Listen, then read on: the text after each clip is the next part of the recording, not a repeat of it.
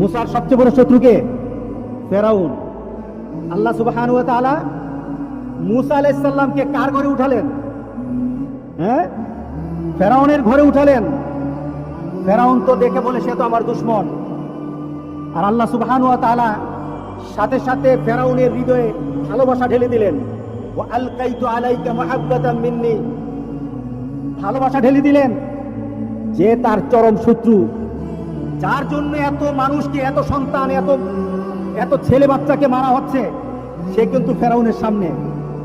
আল্লাহ বলেন, ফেরাউন তুই যার ভয়ে এত সন্তানকে হত্যা করলি, সে কিন্তু তোর সামনে টের পাবি না।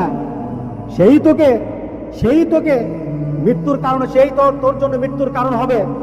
কিন্তু আমার বান্দা যখন আমার কথা শুনে, আমার এই বান্দাকে, আমার এই মুসাকে তুই বড় করবি। মুসার মা কি চিন্তা